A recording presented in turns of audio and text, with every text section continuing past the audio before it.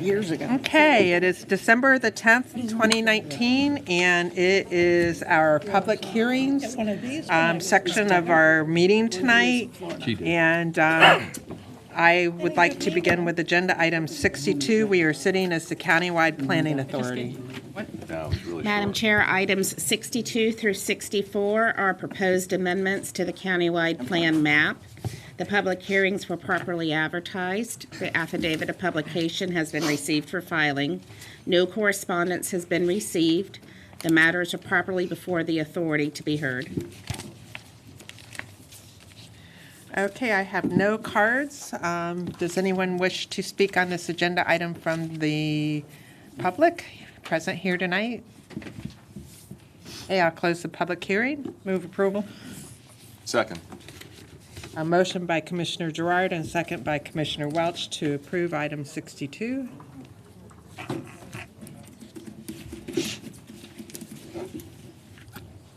Better hurry. I'm a yes. Come on. I just had to rejoin the meeting. Sorry. Okay, it's a unanimous approval. Agenda item 63. Man, I got a dog with their legs crossed. I didn't plan today Never very mind. well. I guess not. I thought it was. We just did agenda item 62. We're ready for agenda item 63, which is, She read the intro for all three. She was there for all okay. three. Thank you. All right, well, He listened to you. I'm taking them individually, but, okay, so this is case number CW 19-22. And I, again, have no cards of anyone who wishes to speak on this. Anyone in the audience wish to speak? I'll close the public hearing. Approval. Second. Heard the motion from Commissioner Jard, who, and Commissioner Welch did the Yes, ma'am. second.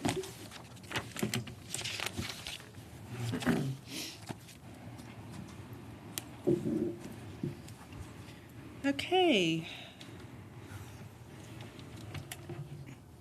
Is that a 7-0 vote? So, thank you. It's a unanimous vote. I'd be glad to read. Item 64 is case number CW 19-23 for the City of Largo. It is a countywide plan map amendment from residential low medium to public/semi-public regarding 2.16 acres, more or less, located at 1651 McMullen Road, Largo. Okay, we have two cards, both in favor of this particular countywide plan amendment, Mr. Pressman and Mr. Cannon. Is there anyone else? Oh, four. Yeah, okay. Anyone else in the audience that wishes to speak on this? And I'll close the public hearing. Move approval. Second. A motion by Commissioner Gerard and second by Commissioner Long.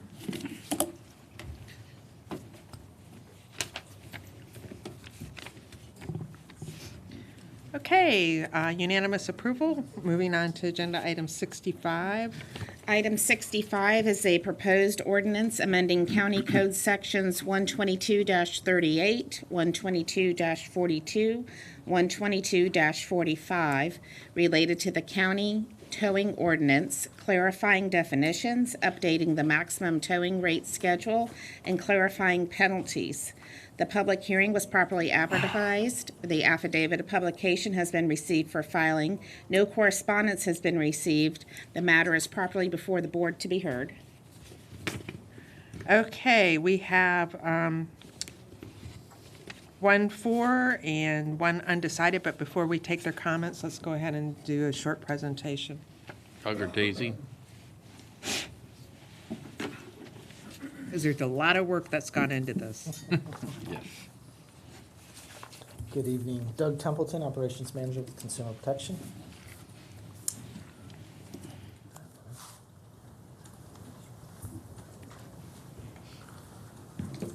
So the agenda item before you is for recommended changes to the county's towing ordinance. The ordinance provides for regulatory enforcement, investigation of complaints by Consumer Protection. Consumer Protection's gone back and obtained additional input from towing industry as well as our law enforcement partners. As part of our review and the feedback provided, we've adjusted the penalties for the technical violations We've clarified definitions, established a separate non-consensual towing fee, and made adjustments to the recommended fees. Ordinance amendment increases certain towing fees, which are consistent with our review of other counties, and is adjusted to incorporate industry input while balancing the impact to consumers. We recommend we continue to obtain feedback from the industry and conduct a review of these fees every 3 years.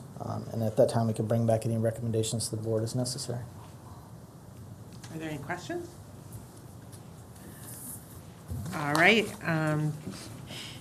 Mr. Seaman, you were for? You wish to speak? I'll waive my time and support. Thanks for the staff, thanks for the commission. The code answer appreciates it. Okay, thank you. And Mr. Johnson, you were undecided. Do you wish to speak up to it? I just want to take the time. I own 3 different towing companies here in Pinellas. One of them is Elvis Towing, and which we've been established since 1976. I want to thank the board to chair and also the Pinellas County Consumer Protection for the efforts that's been put forth, because I'm also the first vice president for the State Towing Association.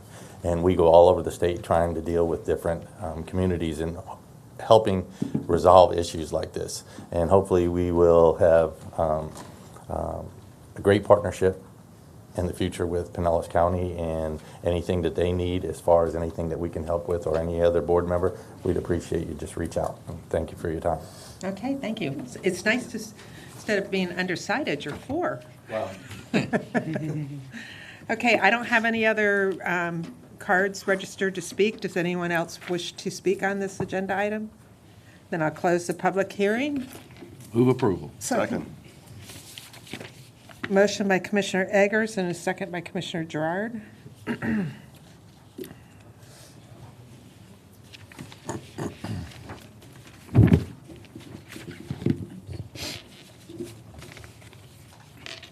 Okay, passes unanimously.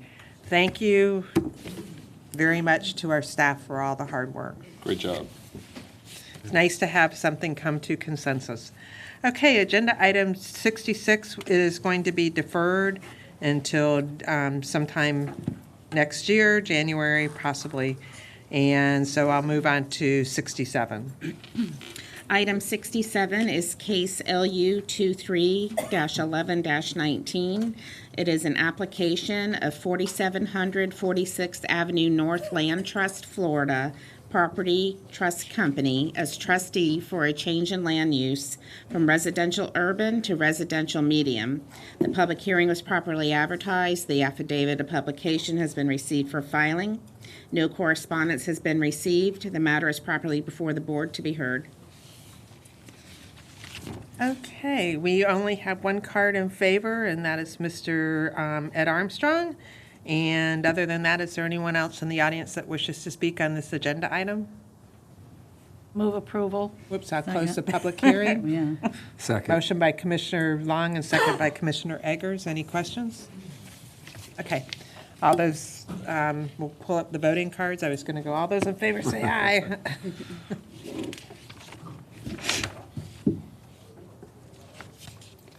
Okay, unanimous approval. Very good. Moving on to agenda item 68. We do have folks for and against, so we'll need a staff presentation.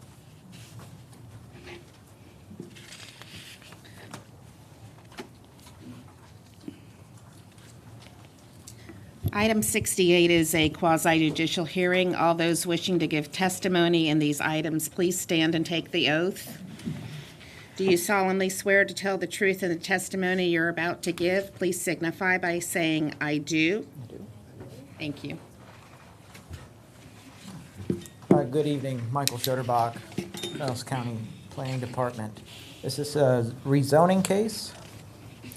It's for a property that's approximately 1.97 acres in size, located at 2871 Summerdale Drive in unincorporated Clearwater. The request is from residential agriculture to urban residential. The future land use is residential urban, which allows 7.5 units an acre. There is no change to that. The proposed use is a 10-unit, single-family detached subdivision. You can see the property here outlined on the map. This is Summerdale Drive that runs north-south it's down here, State Road 580, US 19 off to the west, Countryside Mall to the south here, the location. To the north of the property is currently there's a single-family home on that. This property received a site plan approval recently for a single-family subdivision. It was changed to R5 a few years ago. Just north of that is property owned by Pinellas County. And north of that is multifamily residential. Off to the west is single-family residential subdivision. Another recently approved single-family subdivision on this property here. Directly south is a single-family residential home and single-family detached subdivision south of that, and off to the east is a mobile home park. And you can see the request here is from rezoning only, RA to R5. The surrounding density is all RU, 7.5 units an acre. To the north is RM, which allows 15 units an acre, so higher density residential, lower in this area. And then the purple and the red is commercial properties along US 19 and State Road 580 corridors. This little aerial shot of the property. Currently, there is a residential home on there. It's vacant, it hasn't been occupied for some time, and there's some other accessory structures on the property. You can see the single-family residence to the south, mobile home park to the east, the property to the north, which has that single-family home on it, but has been approved to be redeveloped into single-family development, similar to what the request is tonight. Here's a shot of the property looking from Summerdale Drive. Looking north along Summerdale Drive. And then looking south. Again, the residential urban future land use is 7.5 units an acre. This potentially could allow up to 15 residential units on the property. Property owner is proposing 10 units. The R5 district allows for flexible site design, infill development, smaller lot sizes, and smaller setbacks. And this has been an ongoing pattern of transition along Summerdale Drive with this transition to these smaller lots. We find the proposed zoning amendment is appropriate. Maximum density is not increasing. R5 zoning enhances the flexibility for single-family subdivision. It was previously approved on nearby sites and compatible with the area. It's consistent with the comp plan. Staff recommends approval, and LPA also recommended unanimous approval. And I'll answer any questions you may have at this time. Okay, are there any questions? Yes, Commissioner. Thank you, Madam Chair. If you, I don't know what slide number it was, but with the aerial shot, property in question is 2871. Yes, sir. And 2881, you say, has already been changed from a RA to an R5? Yep. I'll get to that. Yes, directly north, 2881. It was changed to R5 in 2016, and in August of this year, it received site plan approval for a 10-unit, single-family detached subdivision. Okay, thank you. Any other questions? Okay, under our rules, the applicant or the applicant's representative has 20 minutes total to present and to do rebuttal. And I assume, Mr. Phillips, you are the designated person. Welcome. Good evening. Good evening. Thank you all for your time this evening. I will not take the full time, I don't think, but David Phillips, 1314 South Fort Harrison in Clearwater.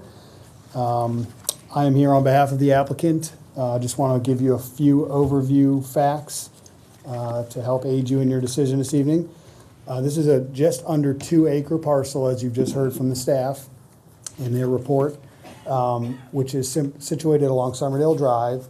The transition in this neighborhood has been consistent over the last few years into this R5 category.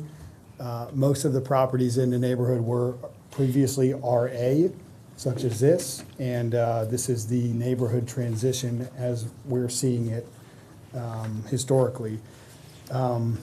Again, this request really just adds not only more of a broad range of types of lot sizes and layouts, but just more residential opportunities for the development of the parcel. There is an 80-foot wide Duke Energy easement to the west side of the parcel along Summerdale. You probably saw that in the overview shot with some large lines overhead. And with that 80 feet being taken up by the easement, you cannot put a stormwater pond underneath that. There are limited options for that area. So this R5 is perfectly situated for this property. One other thing I'll point out, and this was in the staff report, but this request does not increase the residential density for the parcel. Again, the proposed development would be 10 units, and currently 7.5 units per acre is permitted. So up to 15 now. So no density increase, just more flexible design options. We did not receive any opposition until this evening. This is the first I've heard of that, or else I'm sure my client would have been more than happy to entertain anybody's thoughts. So just wanted to point that out as well for the commission tonight. We believe that this is consistent with the transition in this area in unincorporated Clearwater.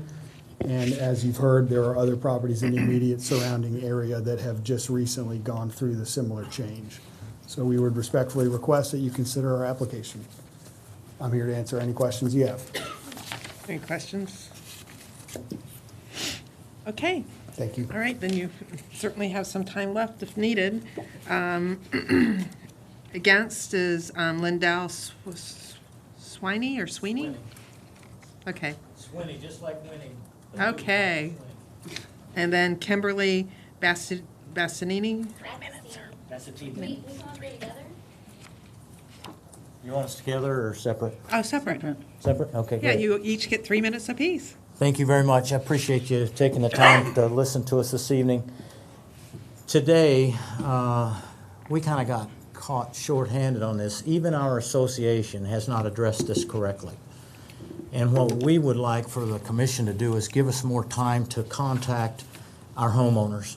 We live in Hammock Pine Village, which is right at the end of the street. It's a gated community.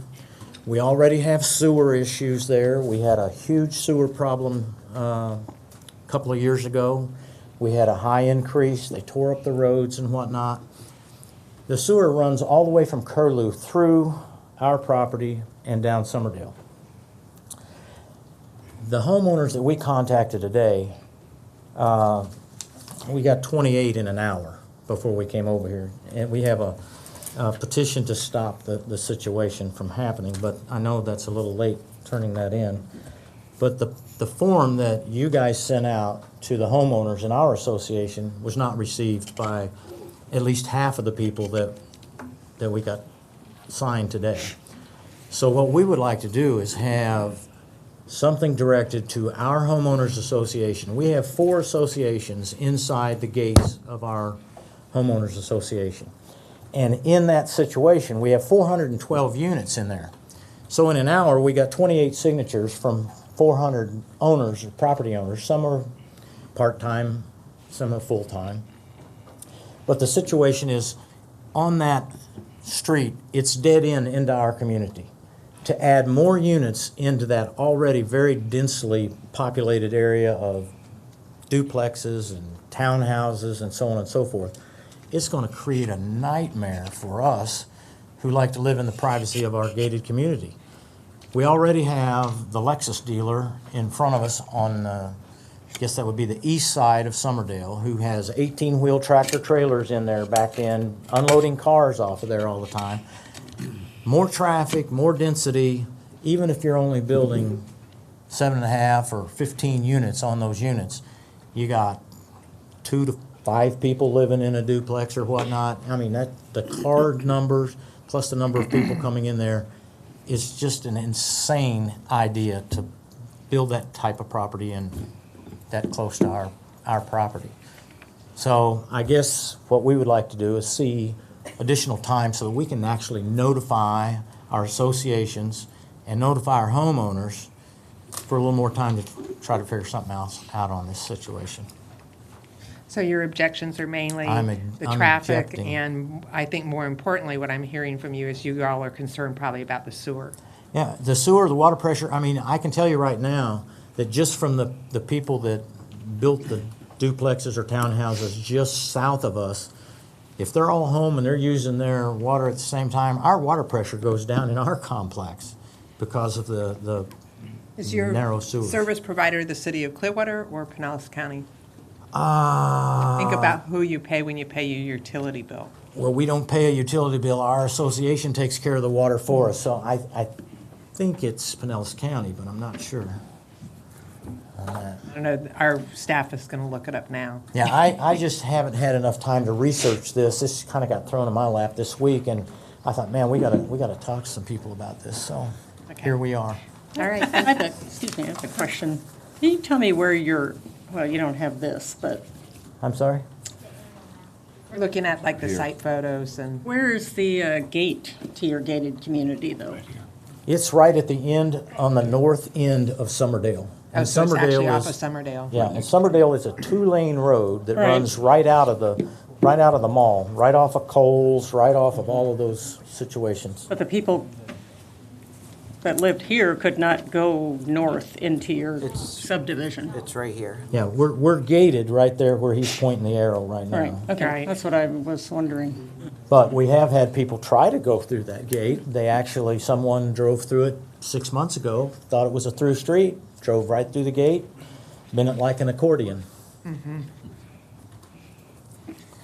But do your residents use Summerdale? Pardon me? Can they exit out of the gate there and use Summerdale? Yes. Is that The- their the only residents way can. in and out? That gate is a locked-off gate to only owners of Hammock Pine Village. Right. And so we have to have a gate clicker in order to enter that gate. I know, but my question is there another access out? Off of US 19. Okay. Our main entrance is on US 19. Okay, But if you get an Uber, they try to come in the back gate occasionally. okay, thank you. Okay, I'll yield to Ms. Bastatini.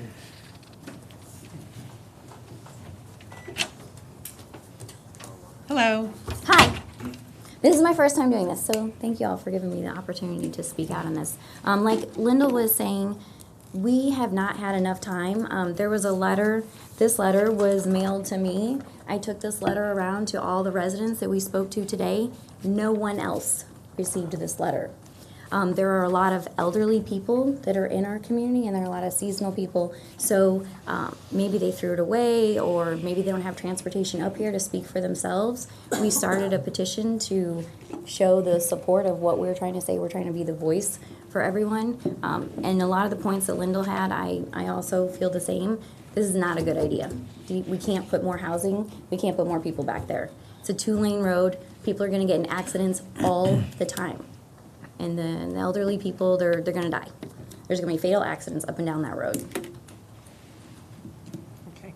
Could I So- just see a copy of your letter and,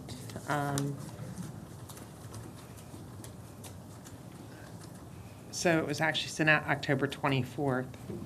Also, that yellow sign that was in the picture that they took that said that they posted like the proposed land use. I walk my dog up and down Summerdale every day. I have never seen that sign. So I feel like there is. I'm just kind of curious, why didn't you do anything after you Oh, received the the number letter? that's on there, I tried to call that number 3 times. I left 3 different messages for somebody to call me back because, like I said, I'm a novice to all of this. I don't know what the proceedings are or anything, and so I just wanted more information to figure out what was going on. No one ever called me back, so showing up here in person was my next line of recourse.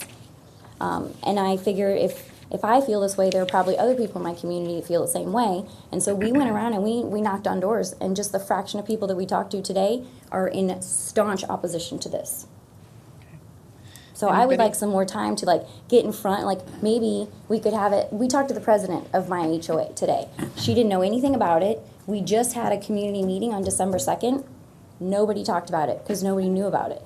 So I would like, now that I'm informed, I would like to have an opportunity to speak in front of my community and figure out how we all feel about this. Okay.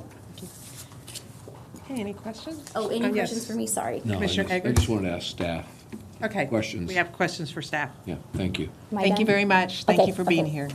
Yeah, just speaking to the traffic issue, on what we have on that road there, as well as maybe Raheem can speak to the sewer and water issue that they're talking about. We've gotten no calls that I'm aware of about that. Sorry. Which makes me think that it may be the city of Clearwater, because if there's that kind of problems, we've gotten, like I said, we haven't got any calls on it. So I would just like to hear from Raheem on that, on the water and the sewer part, but also maybe from you on the traffic or Yeah, somebody. we had a pre-application meeting with the applicant, and there was no traffic issues brought up from Public Works representatives at the pre-application meeting. No the time. issues, so it's not a substandard traffic road. No. Okay. So just to address, Raheem Harji, Assistant County Administrator, to address your question on the utilities. We do not serve the area for sewer. However, we do serve the area for water. We do serve. We do serve for water. I don't know off the top of my head of any complaints we have received on water, but I can go back and check. And I believe Utilities Inc., which is private, serves the It's a sewer. private and- sewer. Yeah. No? Because I'm actually just trying to figure that out now, but I know we don't serve it, and I don't think Clearwater Is that the serves one it. across 19? Between Belcher and 19, there's this private sewer company? Yeah, Utilities Inc., it's the same one that does a couple of private gaps that we have around the county. So we may have a sewer issue, we don't know. Yeah, I don't know. We don't know. I mean, they're allegedly a sewer issue. We have a water pressure issue. You haven't got any complaints on it, but I mean, this first I've heard of it is no today. traffic. From the traffic perspective, it's just the number of units being added most likely won't trip the increase where you have to do a traffic study and all that, so that's probably where the Public Works Department was coming from. Okay.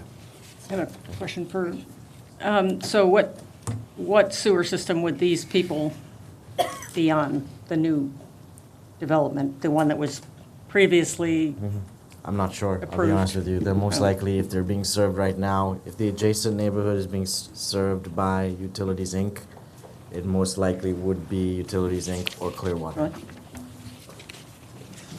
The property just to the north that was recently had site plan approval, they are connecting with Utilities Inc. for sewer. Okay, So it's not within our service area, I'll just put it that way. all right, I get you. Question, Madam Chair? Question for you. Yes, Commissioner Welch? What's the notification radius on the property? Well, for the site plan, for the land use change? Right.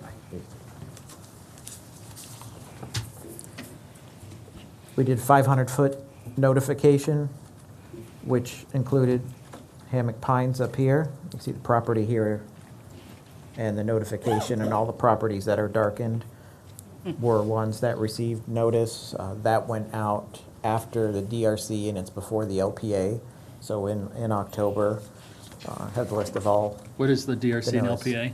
The DRC Development Review Committee is the staff review, and LPA Local Planning Agency, that's the first public hearing. We did post a sign out on the site. There were photos that we did post. So it's it. the circle that's outlined, like a green circle? That's the 500-foot radius, and it touched all these properties, so everything that was in blue received a notification. So right above your finger, is that Hammock Pine Boulevard? Yes, this is Estancia. Hammock Pine Boulevard.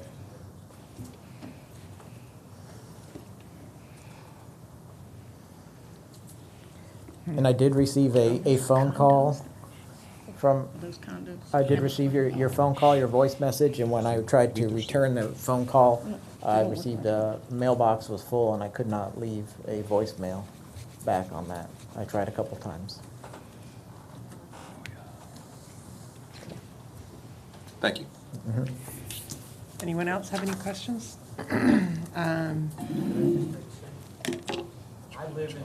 You have to come up. You have to come Usually up. we, road you were talking about? Usually after your 3 minutes are up, you're kind of, I live in the 500-foot circle. I didn't receive the letter. And I've lived there for 5 years. So I don't know. Thank you. okay, Mr. Phillips, would you like to come back up? And I think in particular, I'm not sure you may know about the water and sewer issues, but that might be something you want to. I did just consult with our engineer for the project, the civil engineer. This would be served by Utilities, Inc. for the sewer. So I did confirm that. He's unable to attend tonight, but I just texted with him. We have had no complaints about water service in the area from any of the other people who have been through this process recently. There seems to be no issues on Summerdale itself, along Summerdale. So that's news to us tonight. Just a few points, if I may, quickly. This is a second public hearing on this matter. So the LPA met in November. We received no opposition at that meeting. That was a unanimous vote in approval of the request. We just received opposition this evening for the first time. Again, we would have been more than glad to meet with any of the concerned residents if we had the opportunity to do so. This meeting was properly noticed. The action was properly noticed. I don't think it would be difficult to prove that as well. And again, there's no density increase in this request. I just want to make that clear again. 15 units is allowable. We're only proposing 10 on this property. So the density, which seems to be an issue for some of the opponents here this evening, is not really an issue for this request. With the 80-foot easement that Duke Energy has, there would be no way to have up to 15 units on that property. Just would not fit. So again, we think R5 is very much consistent with this neighborhood. It's really the perfect zoning solution for a property of this size and shape and in the Pinellas County local surrounding there. I'm happy to answer any other questions you might have.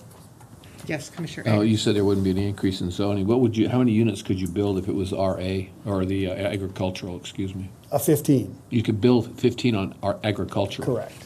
Without the zoning change. Well, we would need the zoning change. I understand, Right, but right. I'm saying the density for that property is 15 units an acre as it stands now? 7.5. No, yeah, 7.5. 7.5 per acre as it stands. As it is now? Correct, And you have, okay, and you almost have 2 acres there. correct, 1.97. The density is 7.5 units an acre. The current zoning RA requires a minimum of 2-acre lot size, so it would be limited to one single-family development currently. There you go. That's right, the lot size is the issue. So we cannot have, the R5 designation gives us a minimum lot size requirement that is much less substantial, if you will, in size than the RA. The RA requires a larger lot size. So you could not build the 15 today, but it's currently You could build one. correct based on that.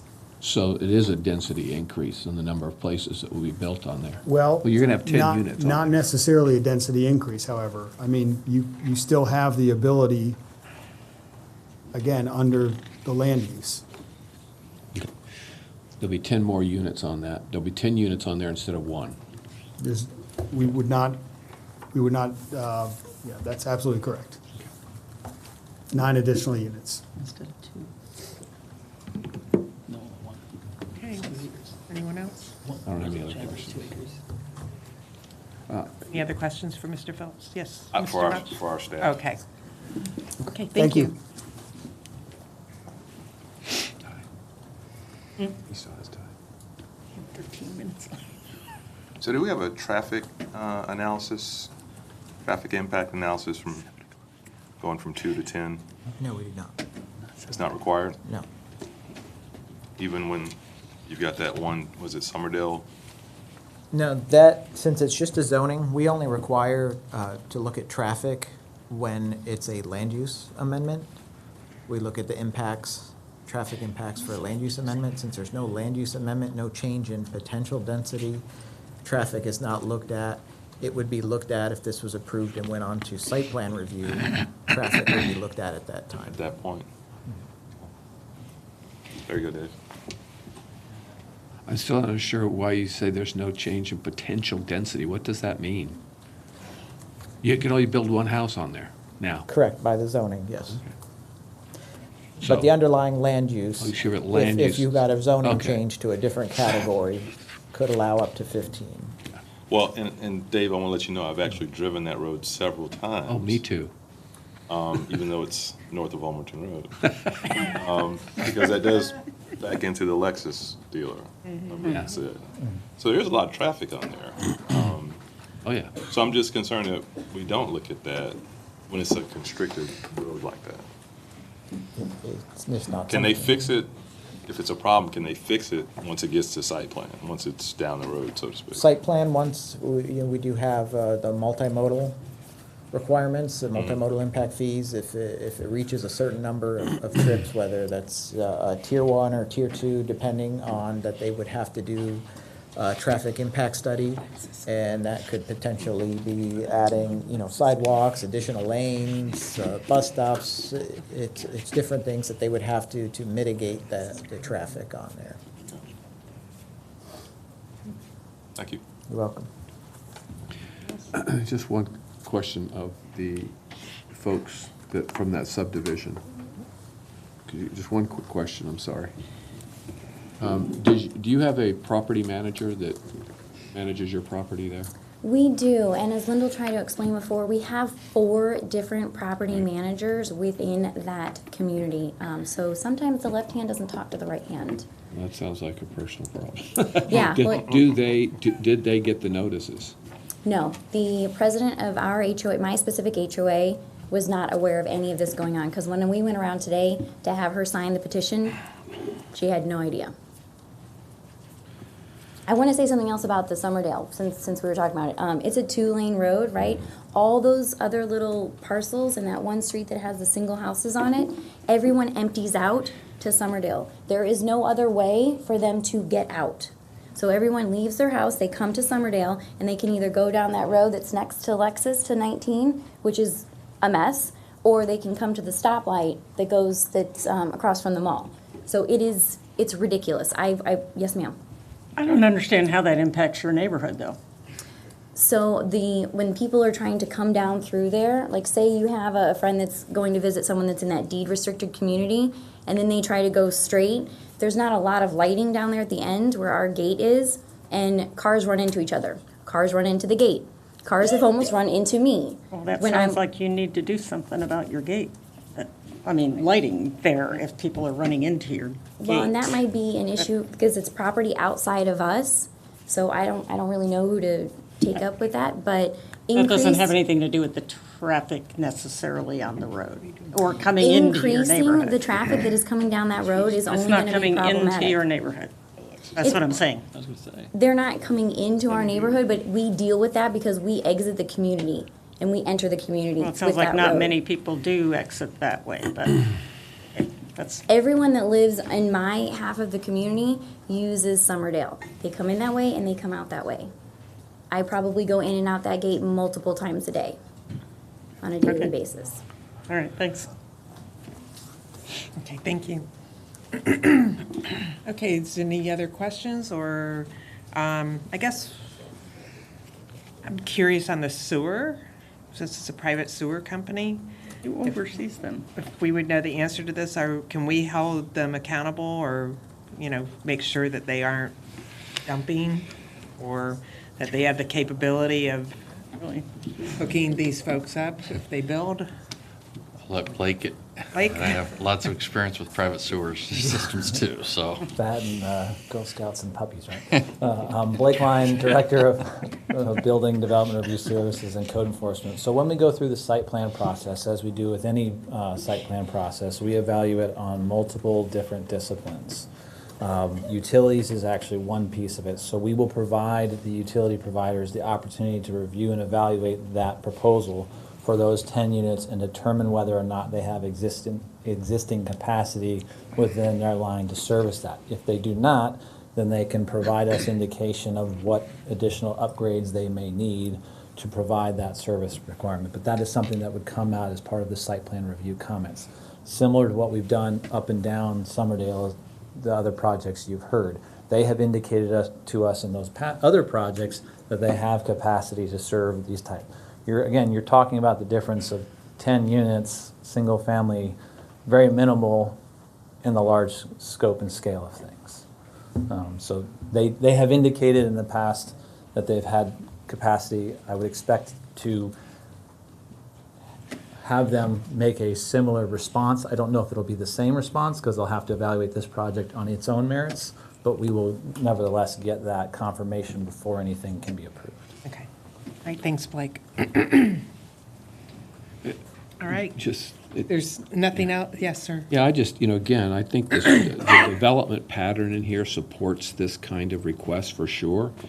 The notification thing bothers me just because that's what we really preach, is trying to make sure that our folks are properly notified. Now, our folks are saying that they were properly notified. We're getting testimony that there are a lot of people who didn't know anything about it. So I don't know if that's going to, I'm just saying. So, and the other thing is this traffic, and that that we don't have to do a traffic analysis. And, when you start, they're going to conceivably add 40 more homes if the pattern continues in these the 3 pieces of property. I guess we own one of them. And I don't know how long we'll keep that one, but in any event, I just think that there's an issue there. And, again, I wouldn't mind putting it off a month and getting some of those questions answered. Yep. Hi there. If I may. Glenn Bailey, Planning Department. Again, there's the radius notification that we used. This is the entire list that we used. So all these people were notified by mail. This is based on the property appraiser records. And in here is the Hammock Pine Village Condo Association 1, 2, and 4. So they were notified. Now, who got that, what happened to it, I'm not sure. I posted a sign myself and took pictures out there, and the same issue came up on the property to the north regarding the sewer, and we did get a letter from that case from Utilities Inc. saying that they could support that development. It's a different development. This is 10 more units, but just give you some background into that. The same issue did come up in that property to the north at the time. You're saying those property management companies that were notified? It was Hammock Pine Village 4 Condo Association, 7300 Park Street, Seminole, Florida. The next one has an address in Tarpon Springs, so it was associations. Okay. Well, and yeah. Whether or not some of these people were in Hammock Pines, there's many pages here. So we notified them the best we could. Thank you. And the land use is what drives the traffic studies. So the land use is what's showing what the future development of the county is intended to be. And that development intends, or that's foresees 7.5 units per acre. That was based on, at the time that was put in place, it looked at the traffic and the roads and issues, and at the time it was thought that it could sustain that. Okay, so that piece of it's already been incorporated into the, because of the land use component. Correct. If I may, Blake Lyon again, I wanted to clarify on if we're coming forward before you for a land use change, Glenn and Michael are absolutely right. We do a traffic study at that time. When it comes into the site plan phase of it, then we look at the components of whether or not it's a constrained road or in proximity to a constrained road. And that's what identifies whether or not a traffic study is required at the time of that. So Michael made reference to Tier 1, Tier 2 projects. So if you're adding additional trips to those peak hour volumes, then it offsets and it necessitates whether they have to pay higher impact fees or do additional traffic study or do some type of transportation demand management reductions. So we're at a spot with this particular proposal that it hasn't triggered the first criteria, which is the land use change, and it's not anticipated to trigger the second one because 10 units wouldn't generate the trips that you're talking about. And so that wouldn't be anticipated with this. Okay, thank you. Appreciate those 2 clarifications. Good. Come on up. We don't typically do this. No, we don't. I noticed he said that they sent the Village 4 to 7300 Park Boulevard. That is Resource Property Management Corporate. Our Village 4 is actually located right across US 19 in a bank building. Mm-hmm. So they may have gotten a notice at corporate, but probably didn't send it to the management department that actually runs our associations in Village Okay. 4 at least, so. At least we know they sent it, and they Right. sent it I understand. to your neighborhood. Yeah. Whether people react to it, you know, Well, and- or and throw like- it away, we don't have any stuff. Yeah, I understand. I lived there for 5 years and I didn't receive the letter, so, I mean, I don't know. There's been a sign on the property, hasn't there? Yeah, so, we always do put a sign up that shows that it's being considered. Okay, I'll close the public hearing. Move approval. Second. Motion by Commissioner Justice, a second by Commissioner Gerard. Let's go ahead and pull the voting.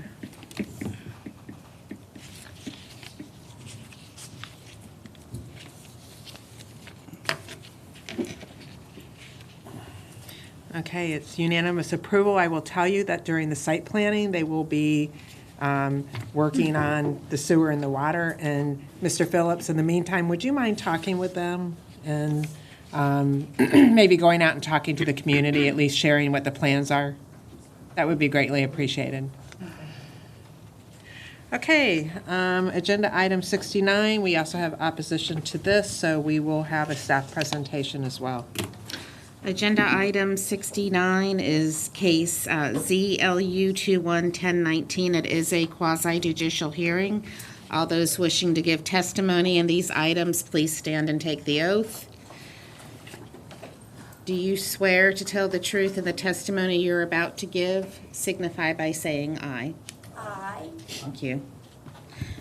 I'll give the description of the item. This is a request of Hickory Point Land LLC for a zoning change from RE Residential Estate to RA Residential Agriculture, R4, 1, 2, and 3 Family Residential, to CR Commercial Recreation, and a land use change from residential low to commercial recreation. The public hearing was properly advertised. The affidavit of publication has been received for filing. 2 letters in support of and 9 letters in opposition to the application have been received. The matter is properly before the board to be heard. Glen Bailey, Pinellas County So Planning this, Department. just for clarification, this is a zoning and a land use, Correct. so it's, Yes, okay, there's legislative and it is, quasi judicial. correct. Okay, again. In this case, the subject area is 4.55 acres. It's adjacent to the Anclote River, on the north bank of the Anclote River, off Anclote Road in northwest Pinellas County. It's extreme northwest Pinellas County, north of Tarpon Springs. This is a future land use map amendment request from residential low, which allows 5 units per acre. And in this case, the 4.55, you could get 23 units, single-family units. And the request is to change that to commercial recreation, which would allow things like marinas, campgrounds, RV parks, things like that.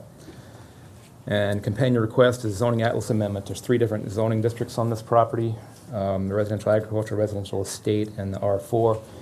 Residential agriculture and residential estate allows things like horses, single-family homes. Residential agriculture, again, is 1 per 2 acres. Residential estate is 1 per 1/3 or 3/4 acres. So still a fairly large lot size, but not as large as RA. And R4 allows single-family duplex and triplex. Again, it's going to, the zoning district would be commercial recreation, which is in line with the commercial recreation land use. Existing use right now is vacant, and the proposed use is an expansion of the adjacent Hickory Point RV Park, which is to the southeast. We see outlined in blue is the subject property. It's 3 different parcels. This is the existing Hickory Point RV Park to the southeast. You see obviously Anclote River.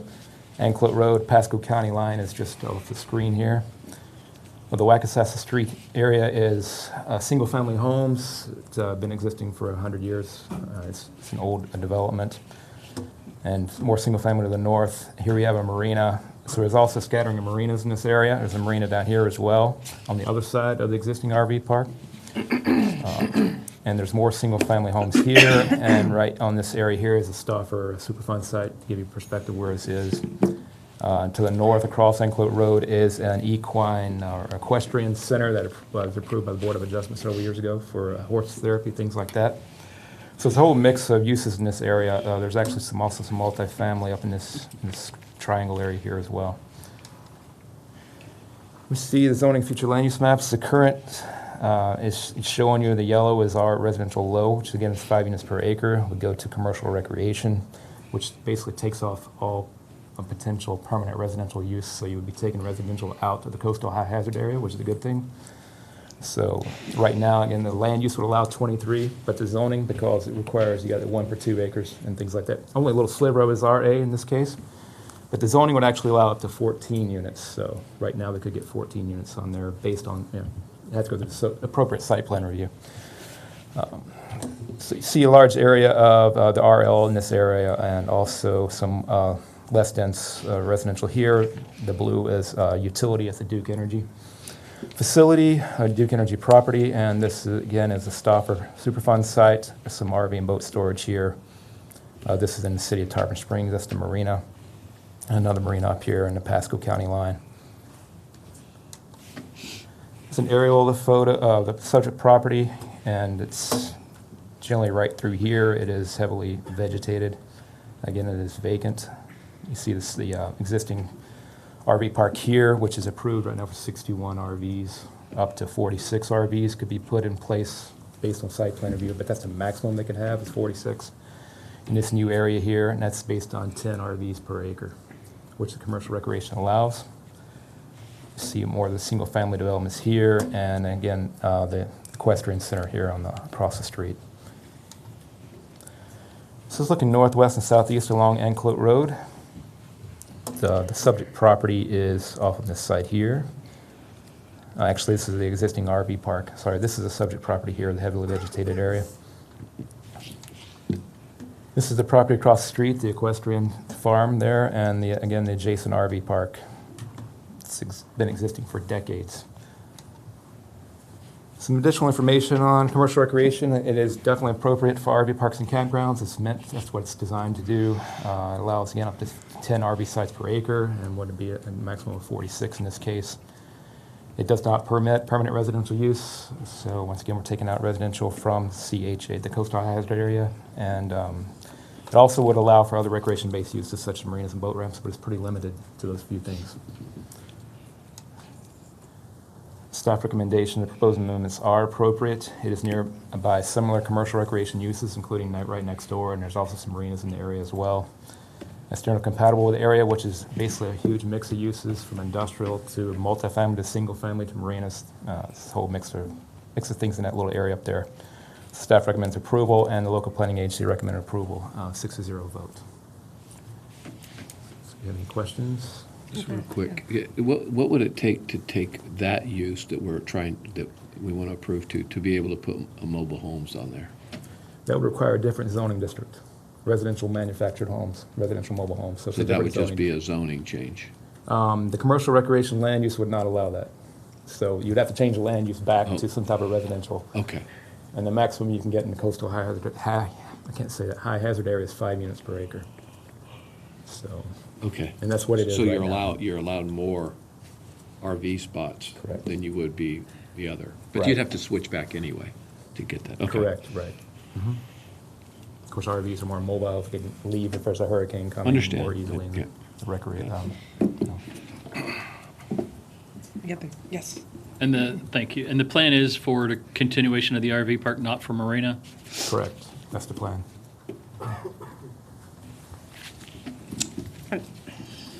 So when you say they can only be there temporarily, how long is temporarily? I mean, they can't be there year-round permanently, but, No, not technically, but it's a question for the applicant, what they plan on doing, but it cannot be permanent residential use.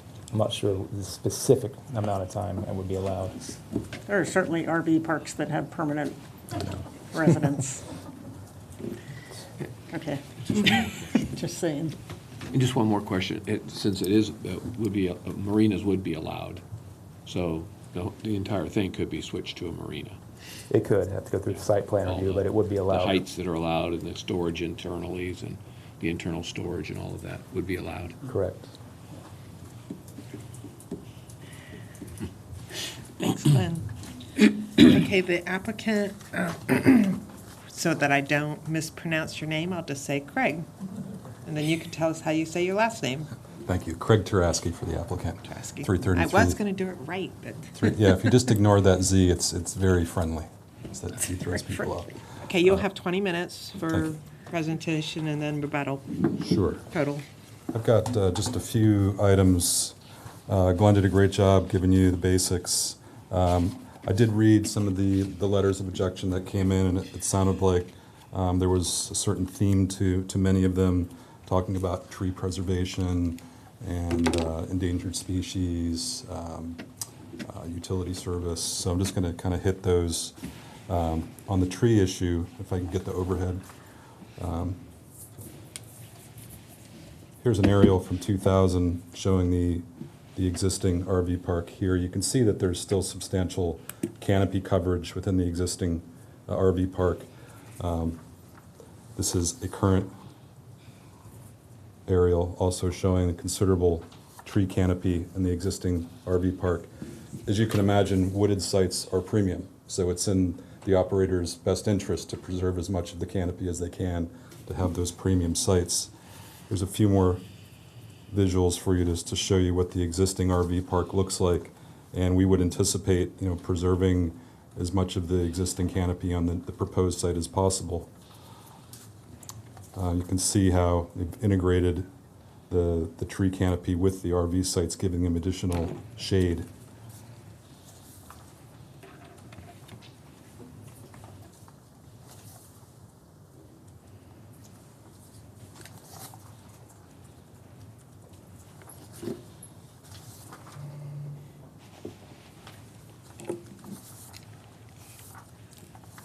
I mean, even to the point where they're preserving, tree limbs that are very close to the clearance of the vehicles. Here, you just show that there's just, as much of that canopy as possible is being preserved. I think it was maybe 9 or 10 years ago, they actually engaged an arborist to come through and identify and give them recommendations on how to best preserve that tree canopy. On the utility service, we did reach out to the city of Tarpon Springs. They provided us with a confirmation that both water and sewer service are available. They have capacity. The existing RV park is served by an on-site septic and public water through Florida Governmental Utility Authority. Traffic, this is staff analysis of traffic showing that Anclote Road is a current level of service of B, and with the proposed RV park expansion, also maintaining a level of service of B. I'll preserve the rest of my time. Thank you. Okay, thank you. I have cards in support from Christina Roddy and Ben Roddy. Did you want to speak?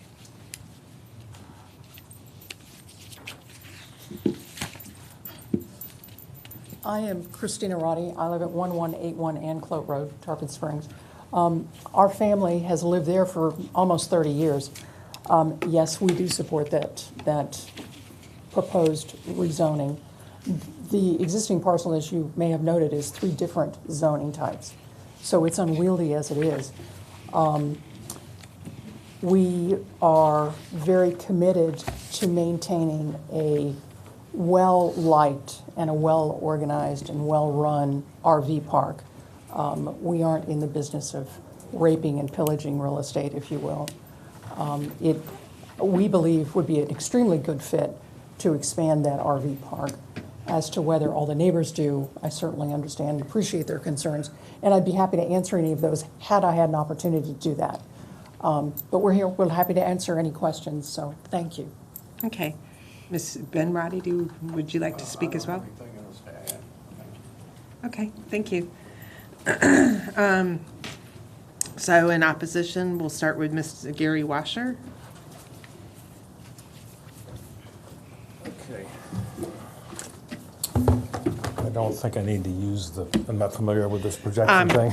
Do you see where the seal is? If I don't you wanna want get to in the way show of it. anything. Okay. Oh, you don't need to do anything, you just need to speak into the microphones. Okay. I was born there 71 years ago, so I've been in the neighborhood a while.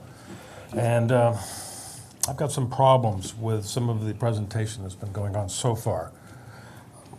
237 already, okay. First of all, about the trees. What they're not showing you in these is there are no trees, virtually no trees over the RVs. They're showing you in these photographs the trees that are near the mobile homes that have been there for decades, almost a century.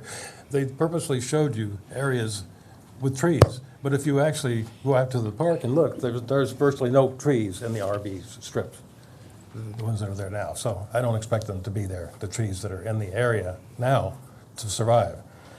So I wanted to get that out of the way since I didn't plan on talking about that.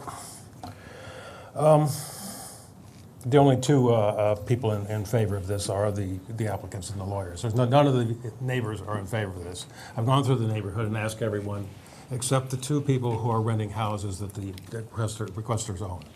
And it's unanimous, nobody wants it there. The property that's there now is for virtually really two zoning densities, RE and R4.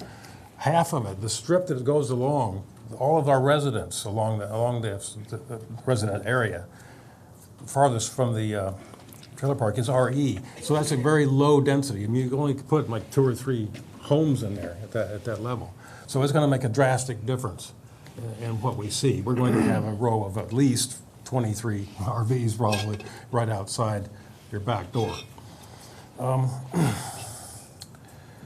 They mentioned the marinas. The marinas are already in the area. Well, yeah, and we've had noise problems with both of them. As a matter of fact, one of them was shut down because of it went farther than noise. It was basically people were urinating in people's lawns, and it was a motorcycle gang basically.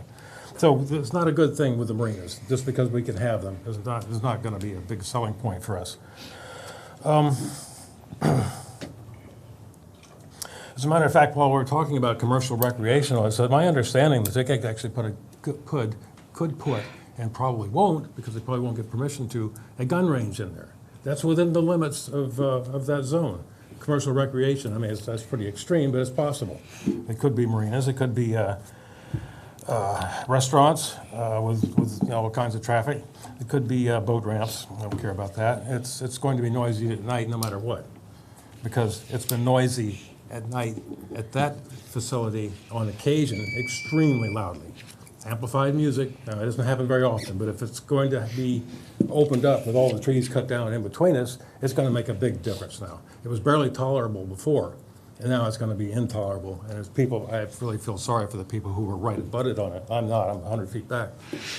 But they're going to be hearing all kinds of noise. I mean, it's going to be the air conditioners from the RVs running, or the heaters, or whatever they are.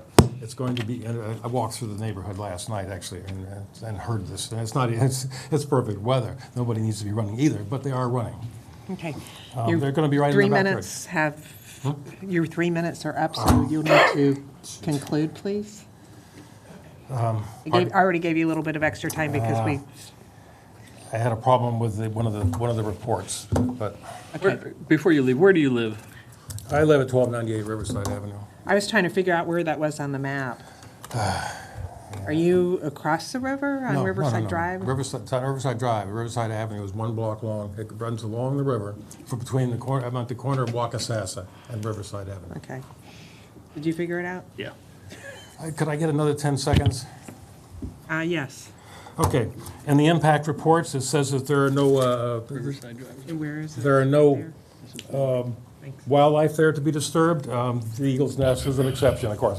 Everybody knows it's there. It's been there for a while. There's no vegetation to be considered. Those are all checked off as no. There's 3 mangrove plants large ones, along the coast there. So that's not true. So I have a little bit of a problem believing any of the reports.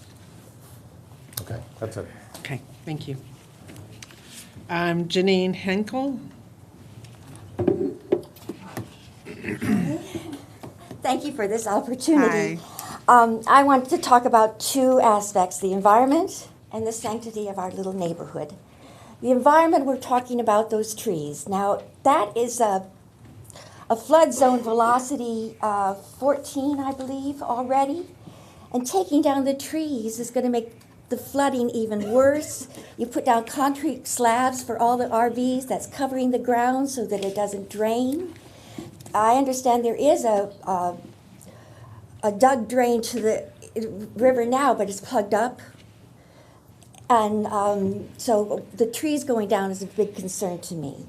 Plus the eagles. There is an eagle's nest. It was damaged during the last hurricane season, but they're back, rebuilding that nest. I've seen them. The Audubon Society has been there and seen them. Let's see. I'm a little nervous. I haven't done this before. We're concerned You're doing just fine. We are concerned about the traffic. Anclote Road hasn't been resurfaced in like 66 years.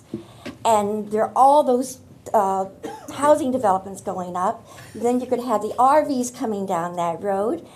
Plus, they love to come through our little village, which is hundreds of years old. My great-grandfather and my two grandparents built houses there, and they're still there. Unfortunately, I didn't get to move into one, but they're still there. This little community is precious. It's quiet. People come from all around to walk and bicycle through our neighborhood. If you bring more RVs in there, there's going to be more foot traffic and more bicycles coming through the neighborhood.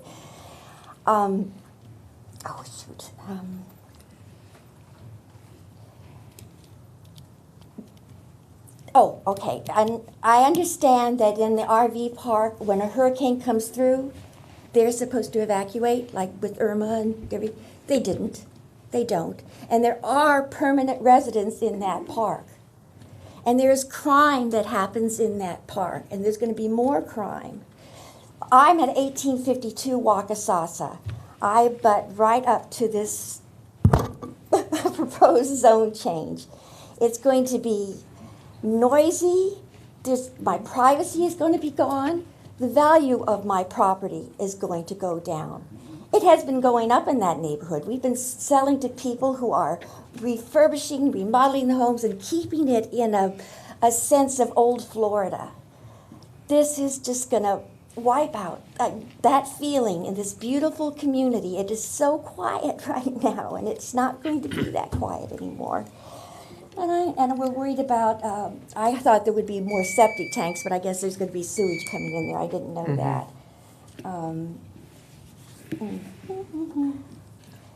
And the commercial use, what they say they're going to do now, but what if they decide to sell it sometime?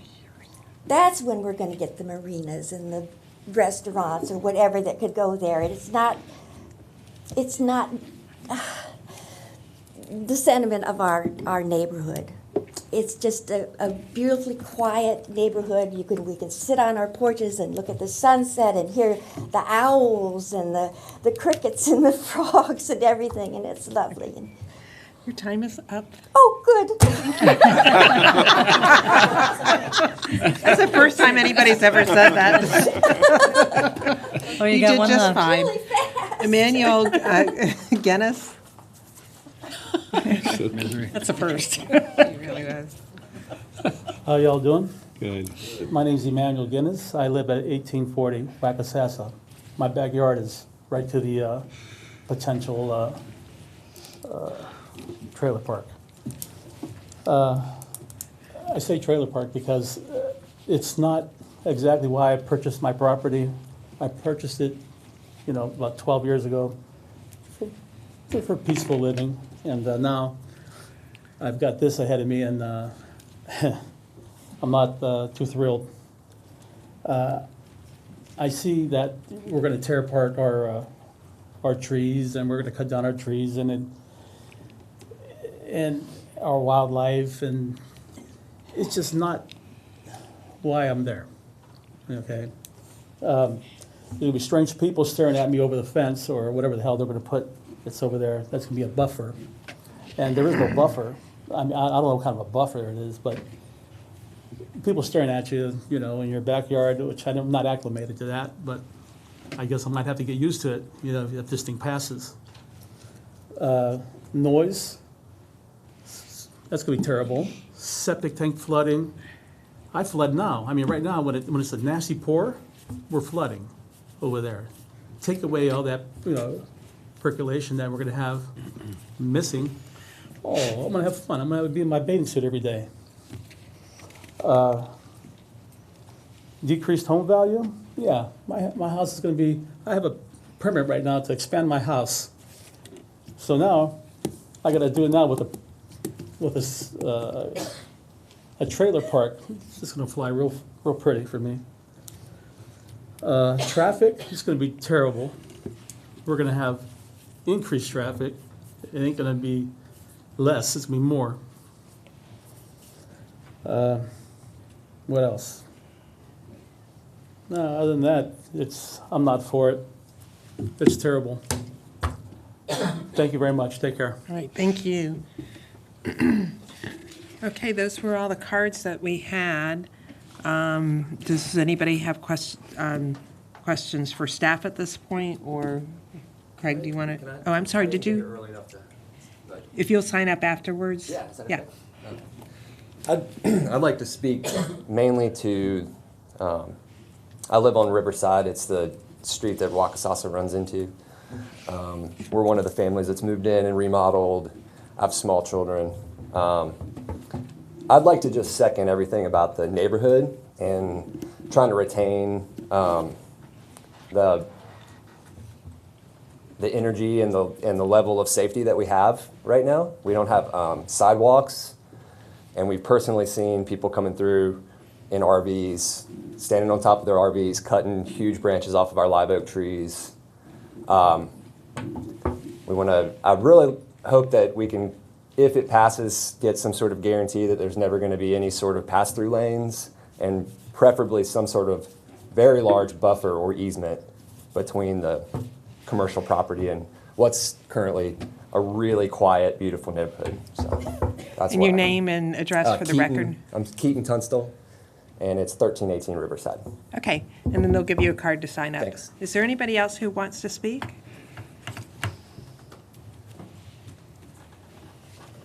Okay, Craig, do you want to come back up? Craig Taraski again for the applicant. Just to show you again, these aren't mobile homes, these are RVs, the photographs that I showed you earlier.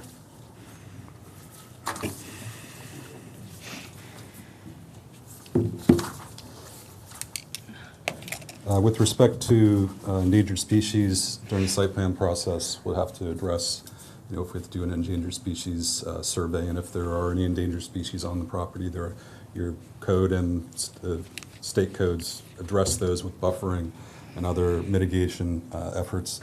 Also, buffering the residential uses to the north, that will be addressed again at site plan process. There'll be setbacks required. So we'll address that at that time. I heard a lot of opinions and a lot of conclusions without any expert testimony to back it up about property values, about traffic, about drainage. We'll have to comply with the county's drainage requirements and swift mud. So all that will be taken care of appropriately at the site plan process. If you have any other questions, please let me know. Oh, one other.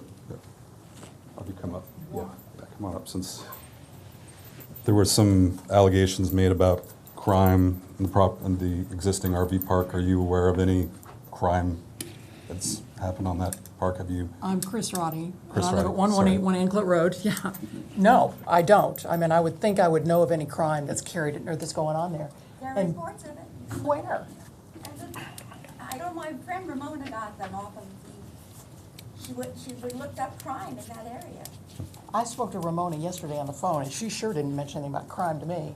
And she Well, also that's said, unfortunate, maybe it just didn't come up. maybe, Oh. sorry, okay. That's okay. So we talked about crime. The other issue was septic tanks. It should be clear that we don't intend to use septic tanks, but instead would use sewer system. And as far as RVs not evacuating at the last hurricane, they absolutely did evacuate. There was one RV there, and it belonged to husband and I, because we needed to stay on the property. So ours was the only one that was there. Thank you. One question for you that I'm not sure you already answered. How long can somebody stay on the property. The existing Hickory Point Mobile Home Park was founded 40 or 50 years ago. So there are some heritage mobile homes in there. Those mobile home residents are entitled to stay year-round. I think there are now 15. From when we started, it was something closer to 45 or 50.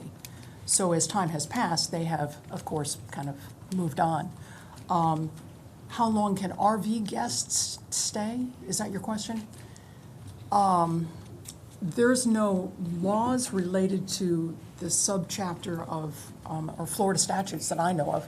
Our policy is not long-term stays because short-term stays are far more lucrative.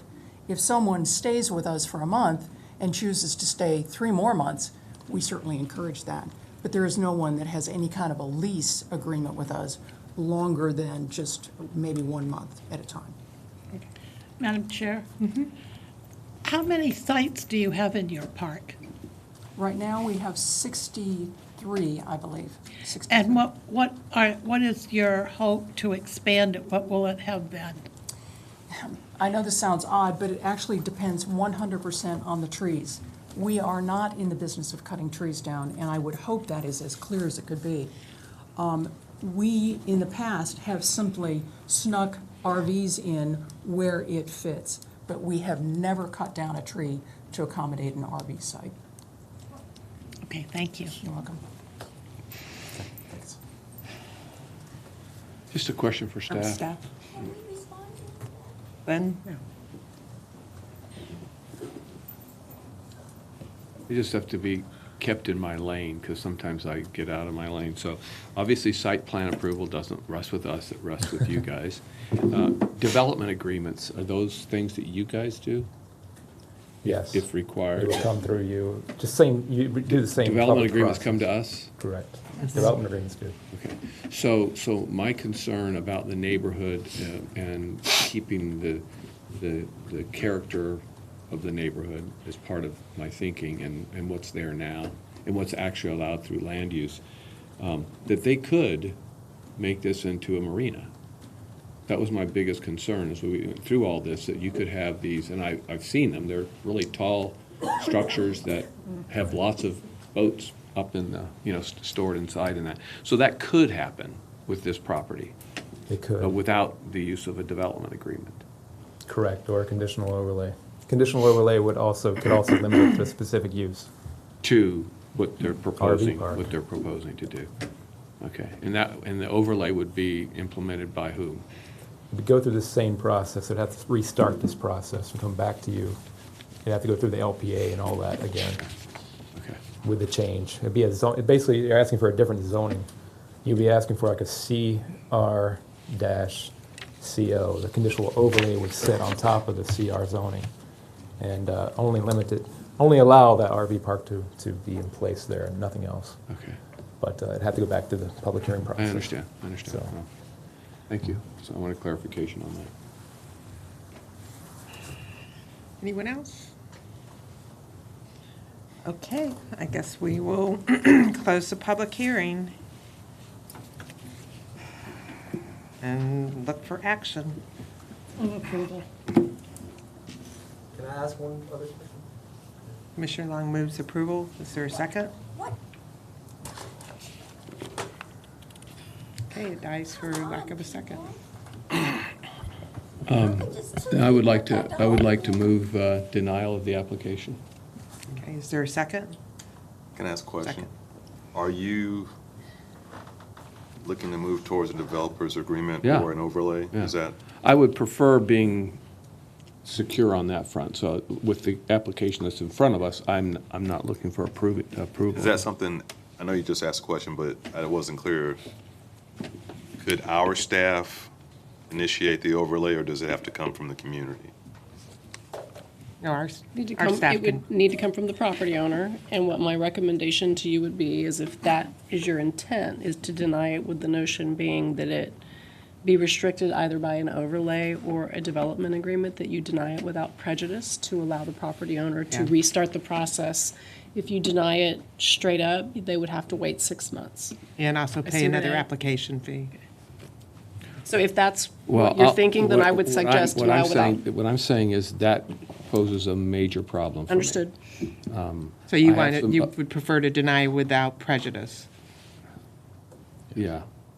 which allows them to work on, Yeah, I'd like them to be able to go back and have the community interactions again and talk a little bit about, how they would do the park and that kind of thing and start the process over. Because I have a lot, it's not just what I'm concerned about, which is the fact that a marina could come into play, but there's a lot of details that we don't even discuss here.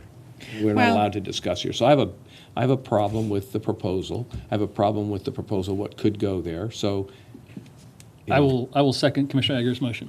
yeah, just- and I'm moving to deny. I That's- think there needs to be, Without we don't usually get into site planning, but this is particularly impactful on the neighborhood. So I think the buffer that was mentioned, that could be part of the whole consideration. And I agree with you about potential for marinas and other things. So there seems to be that there needs to be more work on this. We've seen applications similar where there was very specific restrictions of use, Right. number of units, buffers, all of those things, and I think that would be a much more advantageous application. Okay, right. So everyone can hear what we've just stated, and I'll go ahead and ask for a vote Are you clear? It was without prejudice, right? Correct. Okay. without prejudice.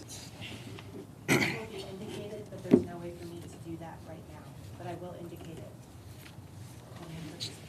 She's going to make a note of the prejudice. It's not going to show in what you see on your screen. Okay. Because she can't change it, but it will be reflected in the official minutes. Thank you.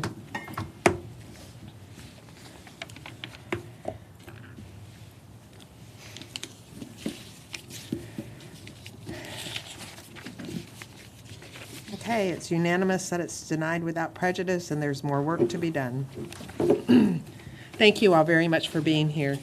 70, we have, is a Wishful thinking. petition to vacate a portion of the west 25 feet of 50-foot drainage, and we have one card in favor from Mr. Smith. Is there anyone else in the audience who wishes to speak on agenda item 70?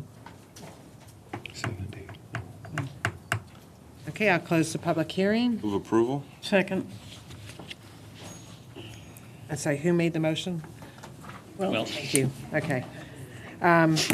Commissioner Welch made the motion, and Commissioner Gerard seconded. Yeah.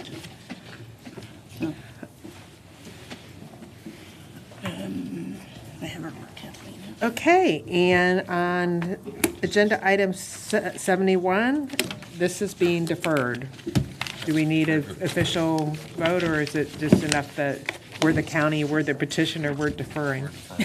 It's our case. All right, We don't feel that like is all we have on our agenda. Madam Thank Chair, you, everyone. Before we adjourn, can we make the suggestion to the incoming chair that at one of our first agenda briefing workshops, that we have a thorough discussion of bifurcating the land use and the zoning? I mean, I know there's a reason for it, but I don't remember what it was. But if we could have that discussion so we could make a real decision on it for future issues? I second. Is that your list? Administrator, hey, fine. Okay, everybody, happy holidays. Enjoy the time with your loved ones and friends. Thank you, Madam Chair.